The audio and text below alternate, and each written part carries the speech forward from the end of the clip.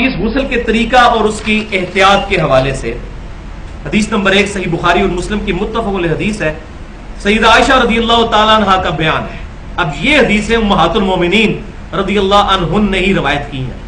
سیدہ عائشہ کہتی ہیں کہ نبی صلی اللہ علیہ وسلم جب بھی غسل جنابت فرمایا کرتے تھے، جب جنبی ہوتے تھے غسل جنابت فرمایا کرتے تھے، تو برتن سے اپنے ہاتھوں پر پانی کو انڈیلتے تھے۔ جو میں نے پچھلی دفعہ مستعمل پانی کا مسئلہ بتایا تھا کہ ڈائریکٹ پانی کو ہاتھ لگائیں گے پانی مستعمل ہو جائے گا، اس سے غسل نہیں ہو سکتا نہ وضو۔ پہلے ہاتھوں پر پانی انڈیلنا ہے، مگا ڈال کر یا کسی طریقے۔ یہ آج کے دور کا مسئلہ نہیں ہے، آج تو ٹوٹی ہے، اب الحمدللہ یہ مسئلہ نہیں رہا، لیکن اگر ٹب یا بالٹی سے نہائیں گے تو پہلے اپنے ہاتھ دھونے ضروری ہیں، جن کو آپ نے بیچ میں داخل کرنا ہے۔ تو پہلے آپ صلی اللہ علیہ وسلم اپنے مبارک ہاتھوں کو دھوتے، اس کے بعد آپ صلی اللہ علیہ وسلم اپنے دائیں ہاتھ سے بائیں ہاتھ پر پانی ڈال کر اپنی شرمگاہ کو دھوتے، اس کے بعد آپ صلی اللہ علیہ وسلم نماز کا سا وضو فرماتے ہیں، اور پھر آپ صلی اللہ علیہ وسلم اپنی مبارک انگلیاں اپنے بالوں میں داخل کر کے 3 بار خلال کر کے اپنے سر پر پانی ڈال کے پورے جسم مبارک کو دھو لیا کرتے۔ یہ سیدہ عائشہ نے روایت کیا ہے، غسل کا طریقہ صحیح بخاری اور صحیح مسلم میں۔ دوسری حدیث جو سب سے زیادہ ڈیٹیل حدیث ہے صحیح بخاری اور مسلم میں، اور وہ بھی حضور صلی اللہ علیہ وسلم کی بیوی سیدہ میمونہ رضی اللہ تعالیٰ عنہ ام المومنین، ان سے روایت ہے۔ وہ کہتی ہے کہ میں نے نبی صلی اللہ علیہ وسلم کو خود غسل کروایا اپنے سامنے، چادر میں پردہ کر کے، سامنے چادر کا پردہ میں نے لا کر برتن رکھا، اور میں نے آپ صلی اللہ علیہ وسلم کے غسل کو آبزرو کیا، یعنی وہ ڈائریکٹلی اتنا نہیں، مطلب چادر کے پردے میں اندازہ ہو جائے۔ تو کہتی ہیں کہ میں نے دیکھا کہ نبی صلی اللہ علیہ وسلم نے پہلے اپنے دونوں ہاتھوں کو دھویا، اس کے بعد آپ صلی اللہ علیہ وسلم نے 3 دفعہ کلی فرمائی اور ناک میں پانی چڑھایا، پھر 3 دفعہ آپ صلی اللہ علیہ وسلم نے اپنے چہرہ مبارک کو دھویا۔ سیدہ عائشہ نے تو مختصر بات کی تھی وضو، یہاں ڈیٹیل چل رہی۔ پھر 3 دفعہ دونوں بازوؤں کو دھویا کونیوں سمیت، پھر آپ صلی اللہ علیہ وسلم نے، اچھا اس میں ایک بات سکپ ہوگی مجھ سے کہ یہ ہاتھ پہ پانی اڈیلنے کے بعد آپ صلی اللہ علیہ وسلم نے اپنا مبارک ہاتھ زمین پر رگڑا، مٹی لگا کر اپنی شرمگاہ کو دھویا تاکہ وہاں پر جو منی وغیرہ لگی ہو وہ دھل جائے۔ آج کے دور میں آپ سمجھ لیں صابن وغیرہ۔ اس کے بعد آپ صلی اللہ علیہ وسلم نے 3 دفعہ کلی کی، 3 دفعہ ناک میں پانی چڑھایا، کلی والا پانی ہی ناک میں، میں نے بتایا تھا، اسی پانی کو ناک میں، اور اس طریقے سے صفائی۔ پھر 3 دفعہ چہرہ مبارک دھویا، 3 دفعہ دونوں ہاتھ کونیوں سمیت دھوئے۔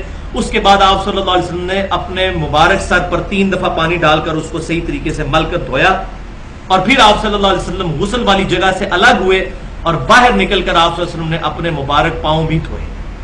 یہ اس صورت میں ہے کہ اگر کسی ٹوائلٹ کے اندر غسل کرتے ہوئے پانی زمین پر جمع ہو جاتا ہو، وہاں پر الگ سے پاؤں دھونا ضروری ہو جاتا ہے۔ ہمارے جو ٹوائلٹس بنے ہوئے ہوتے ہیں اس میں جب نہاتے ہیں ہم تو پانی ساتھ ساتھ بہتا چلا جاتا ہے ڈھلوان کی وجہ سے، اور نیچے جو ہے وہ ٹائلز بھی لگی ہوتی ہیں، اس میں الگ سے پاؤں دھونے کی ضرورت نہیں ہے، اندر ہی دھل گئے تو دھل گئے۔ لیکن پرانے زمانے میں تو یہ چیزیں نہیں تھیں، تو پاؤں گندے ہو جاتے تھے، ظاہر ہے زمین پہ کیچڑ بھی بن جاتا تھا، مٹی ہوتی تھی، تو وہ پاؤں الگ سے دھونے پڑتے تھے۔ یہ میں نے مسئلہ اس لیے علیحدہ سے کلیئر کر، لیکن آج بھی جو اس سنت پہ عمل کرے اس کے لیے ثواب ہی ثواب ہے انشاءاللہ۔ تیسری حدیث سنن ابی داؤد، سنن ابن ماجہ اور مسند امام احمد میں ہے، سیدنا علی رضی اللہ تعالیٰ عنہ کہتے ہیں کہ میں نے نبی صلی اللہ علیہ وسلم سے یہ بات سنی، جس نے بال کے برابر جگہ بھی دھونے سے چھوڑ دی غسل کے درمیان، تو اس کی اس جگہ کو قیامت والے دن دوزخ کا عذاب دیا جائے گا، بولے اعوذ باللہ۔ پھر آپ فرماتے ہیں 3 دفعہ آپ نے فرمایا سیدنا علی نے، میں نے اپنے سر کے ساتھ دشمنی کی، میں نے اپنے سر کے ساتھ دشمنی کی، میں نے اپنے سر کے ساتھ دشمنی کی، اور اپنے سر کے بال منڈوا دیے اس ڈر سے کہ کہیں میرے سر کے بال خشک نہ رہ جائیں، یعنی اتنی احتیاط۔ آج کل وہ مسئلہ نہیں، شاور میں پانی کی وجہ سے، بہتات کی وجہ سے خشک نہیں رہے گا، لیکن اس زمانے میں پانی کی بھی قلت ہوا کرتی تھی۔ لیکن یہ سیدنا علی کی آپ احتیاط دیکھیں، ہم دین کے مسئلوں کو کتنا کیجول لیتے ہیں اور وہ کتنا اس کو کانشیس طریقے سے لیا کرتے تھے، کتنا اس کو سیریس لیا کرتے تھے۔ تو اس سے یہ بات بھی پتہ چلی کہ یہ جو ہمارے تبلیغی جماعت کے بھائی ہیں، جن کو ہمارے وہ بریلوی بھائی کہہ دیتے ہیں، یہ خارجی ہیں، یہ سر منڈاتے ہیں، تو سر منڈانے سے خالی کوئی خارجی نہیں ہو جائے گا جب تک خارجیوں والے عقیدے نہ ہو۔ ہمیں ان سے جو اختلاف ہے وہ اپنی جگہ، کہ انہوں نے قرآن پاک کو چھوڑ کر ایک مولوی کی لکھی ہوئی کتاب کو اپنے نصاب کا حصہ بنا لیا ہے، وہ الگ، لیکن اس بنیاد پہ کسی کے سر منڈانے کو ہم یہ نہیں کہہ سکتے یہ خارجی ہو گیا سر منڈانے والا۔ سیدنا علی جو ہے جن کی وجہ سے خوارج پیدا ہوئے وہ سر مڈایا کرتے تھے. تو سر مڈانا جو ہے یہ صحابہ کرام سے ثابت ہے. لیکن بہتر یہی ہے کہ سر پہ بال رکھے جائیں جیسے نبی صلی اللہ علیہ وسلم کے بال مبارک تھے, کبھی آدھے کانوں تک. اور یہ مسئلہ نمبر 32 جو ہے وہ کریٹیکل ترین گفتگو ہے 50 منٹ کی, مسلمان مردوں اور عورتوں کے بالوں کے احکام. اہل سنت پاک.com پہ میں نے ڈیٹیل کے ساتھ بیان کیا. چوتھی حدیث صحیح مسلم میں ام سلمہ رضی اللہ تعالیٰ عنہ کہتی ہیں ام المومنین کہ میں نے نبی صلی اللہ علیہ وسلم سے ریکویسٹ کی کہ یا رسول اللہ صلی اللہ علیہ وسلم میرے سر کے بال بہت زیادہ ہیں اور میں ان کو جو ہے وہ گوند کے رکھتی ہوں, تو میں جب غسل جنابت کیا کروں تو کیا اپنے سر کے سارے بال کھولا کروں غسل کرنے کے لیے؟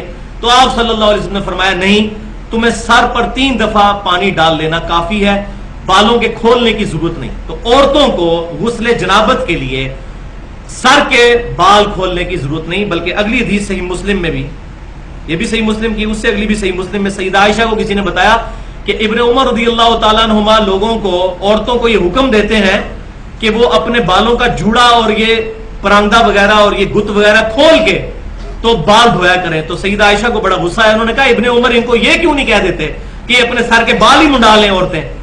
ان کو نہیں یہ بات پتا کہ میں نے نبی صلی اللہ علیہ وسلم سے جب یہ بات پوچھی تھی کیا میں اپنے سر کے بال کھول کر جو ہے وہ غسل کیا کروں, جنابت کا اتارا کروں؟ تو آپ صلی اللہ علیہ وسلم نے فرمایا غسل جنابت کے لیے عورتوں کو بال کھولنے کی ضرورت نہیں, 3 دفعہ پانی ڈال لینا کافی ہے.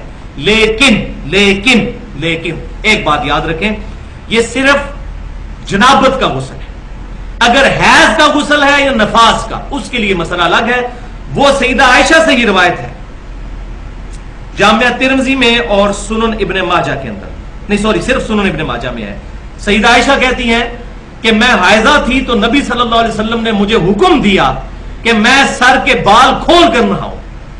تو جنابت کا جو غسل ہے میاں بیوی کی صحبت کی وجہ سے یا احتلام کی وجہ سے, اس سے تو عورتیں بال کھولیں گی, عورتوں کے لیے, مرد کو تو بال کھول کے ہمیشہ نہانا ہوگا. لیکن اس کے لیے جنابت کے لیے بال نہیں کھولیں گی, لیکن جنابت کے علاوہ جو حیض اور نفاس کا غسل ہے اس کے لیے سر کے بال کھول کر وہ غسل کریں گی. یہ ضروری اوبلیگیشن ہے. 7ویں حدیث جامعہ ترمذی اور سنن ابی داؤد میں ہے, اور یہ حدیث تو ضعیف ہے کہ نبی صلی اللہ علیہ وسلم غسل کے بعد وضو نہیں فرمایا کرتے تھے. اس حدیث میں ابو اسحاق مدلس ہیں اور وہ ان سے روایت کر رہے ہیں. لیکن یہ مسئلہ اجماعی ہے, پوری امت نے اس پر اجماع کیا ہے اور اجماع حجت ہے کہ اگر کوئی شخص غسل کر کے نکلے تو اب اس کو دوبارہ وضو کرنے کی ضرورت نہیں, لیکن ایک شرط کے ساتھ کہ اس دوران کوئی ایسا معاملہ نہ ہو کہ جس کی وجہ سے وضو ٹوٹ جاتا ہے. یعنی ہوا خارج نہ ہو, پیشاب کا کوئی قطرہ نہ نکلے, یا شرمگاہ کو ہاتھ نہ لگ جائے. اب وہ الحمدللہ مجھے تلاش کرنے سے ایک حدیث مل گئی, لہذا یہ اجماع کے ساتھ ایک حدیث بھی مل گئی الموطا امام مالک میں صحیح سند کے ساتھ. ابن عمر رضی اللہ تعالیٰ عنہما فجر کی نماز پڑھی انہوں نے غسل کرنے کے بعد میں اشراق کے وقت کے اندر انہوں نے دوبارہ وضو کر کے نماز پڑھی. تو ان کے بیٹے سالم بن عبداللہ نے پوچھا عبداللہ بن عمر رضی اللہ تعالیٰ عنہما سے کہ ابا جی میں نے آج آپ کو وہ کام کرتے ہوئے دیکھا جو پہلے نہیں دیکھا, تو آپ نے یہ دوبارہ نماز فجر کی کیوں پڑھی؟ تو انہوں نے کہا کہ مجھ پر غسل فرض ہوا تھا تو میں نے غسل کیا, اس کے بعد نماز پڑھ لی, تو مجھے خیال آیا کہ غسل کے اینڈ پر میرا ہاتھ میری شرمگاہ کو چھو گیا تھا, تو میرا وضو تو ٹوٹ گیا, اس لیے میں نے دوبارہ وضو کر کے فجر کی نماز اشراق کے وقت میں پڑھی ہے. تو یہ حدیث بھی اس بات کا ثبوت ہے کہ اگر غسل کے دوران ہاتھ شرمگاہ کو لگ جائے تو وضو ٹوٹ جائے گا. البتہ اگر کوئی شخص غسل کے اینڈ پر پھر دوبارہ سے وضو کر لے اور عزائے وضو پر پانی بہا لے اور پھر باہر نکل آئے تو پھر اسی غسل کے ساتھ وہ نماز پڑھ سکتا ہے. وضو والا معاملہ بھی الحمدللہ اس کانٹیکسٹ میں حل ہو جائے گا. لہذا یہ حدیث بھی الموطا امام مالک میں ہمیں مل گئی عبداللہ بن عمر رضی اللہ تعالی عنہما کا عمل.